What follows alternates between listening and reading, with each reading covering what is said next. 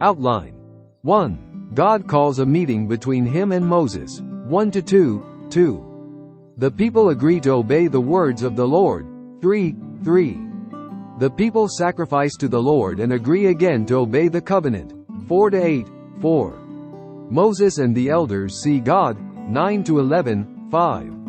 Moses goes up the mountain to receive the 10 Commandments. 12-18.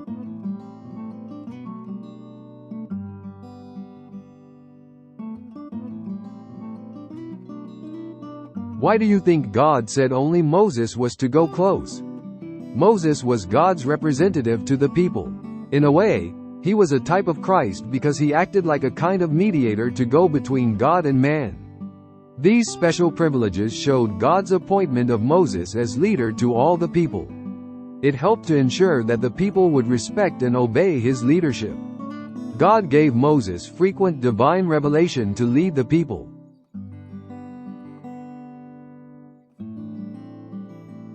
What was the people's response to all of the laws we have been reading about in the last couple of chapters? Was this response good? Did they actually do what they said they would do? 1. This was Moses' job. He took God's message to the people.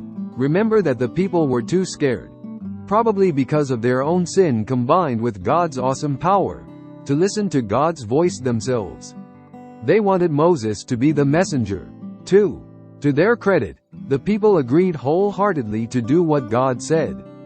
This was likely partly because of positive, peer pressure. You wouldn't want to be the only one refusing to obey God. But it is also because generally speaking it is easy to say that you will obey God. Let's have a test now.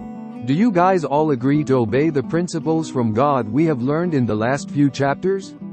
Yeah, I expected all of us would commit to doing it. But question, are we all and will we all continue to do it? The Israelites twice in this chapter affirmed their commitment to obey, yet only weeks later were committing horrific idolatry and revelry.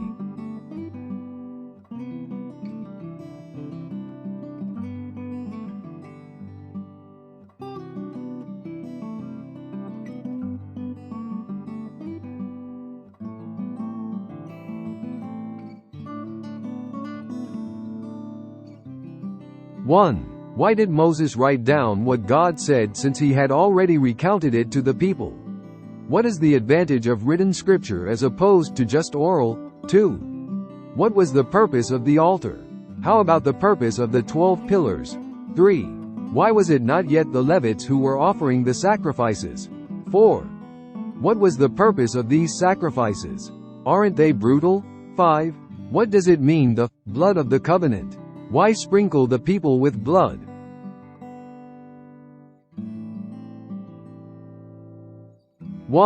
Verse 4 likely refers to Moses writing down part of the Bible. At the very least it shows he has a habit of writing down God's words, making him a perfect candidate for God choosing him to write part of the scripture. If extra time I can say a sentence in one person's ear and then go around the table and see if it will change. There are many advantages of written scripture, including an objective standard everybody can come to and an unchanging word. Oral traditions change over time. Take for example the story of the flood, which has been passed down orally in many cultures. But we can still compare the Bible to very old copies and find that it hasn't changed. Also, it means anyone and everyone can learn from it themselves. That places the burden to study on every individual believer and prevents one person from having too much power. That was one of the main causes of the Reformation. The Catholic Church only allowed Latin Bibles, meaning only a few educated people could understand it. It gave all the power which was abused, to these select few. There was no accountability like we see in Acts chapter 17 verse 11. Even in the modern-day cult leaders, like Daniel Young mentioned in Texas, make use of this to control their cults.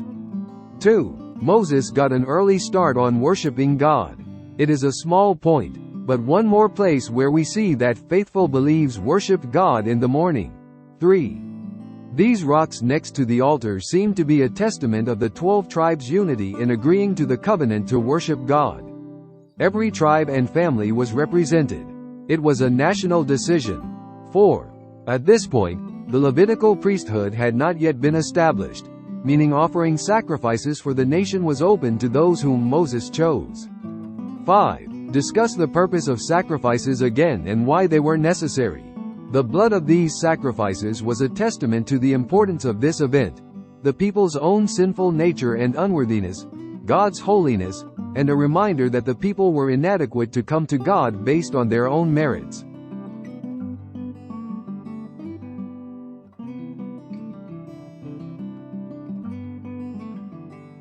Why could the elders, Moses, now go up to meet with God?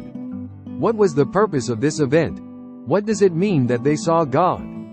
Wouldn't that mean instant death? What can we derive from the fact that only the footstool God stood on is described? Why would God stretch out his hand against them? And what does that mean? Why did he choose not to this time? 1. This was like the banquet meal to affirm the covenant between the two parties. The elders and Moses took this meal as representatives for the people. Do believers do anything similar? The Lord's Supper and especially the marriage supper of the Lamb seem to be similar. This meal, kind of like a wedding feast, celebrated a new unity, agreement, and covenant between the two sides. 2. Exodus chapter 33 verse 20 makes it clear that no one can see God's face and live. Yet we do see some examples in Scripture where people see God, such as Moses in that very chapter, the elders and Moses here, and the 3 disciples at the Transfiguration. The most likely explanation as to how this can be is that they only saw a partial manifestation. God's glory was veiled. Seeing his face likely would mean seeing the most intense aspect of his glory. The comment about what he was standing on may imply that they only saw this part or that they were afraid to raise their eyes higher than his feet. Either way, this was a great honor and reminded them of God's holiness and their own sinfulness. 3. God did not stretch out his hand against them, kill them immediately. God would be perfectly just to do this since they were sinners in his presence. However, he mercifully and patiently restrains himself. The sacrifices and cleansing taking place in the preceding verses prepared them spiritually for this great encounter.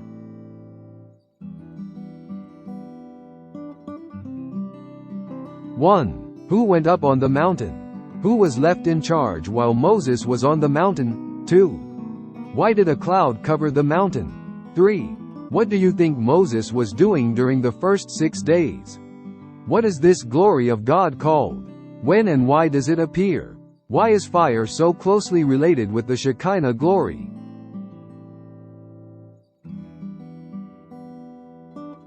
One. The 10 Commandments were to be written on stone, likely to show their permanent and unchanging nature. 2. Joshua went with Moses onto the mountain, a preview that he would be Moses' successor. 3.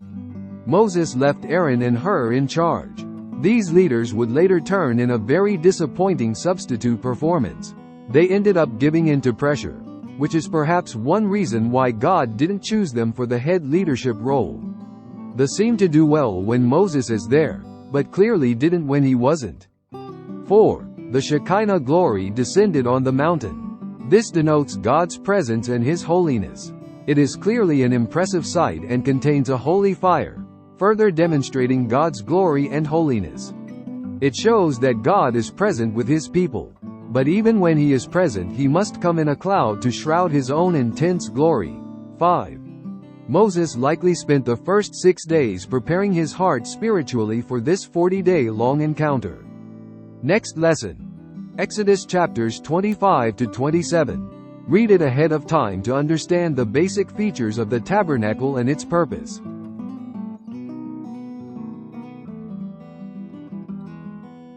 We want to help you study the Bible, obey the Bible, and teach the Bible to others.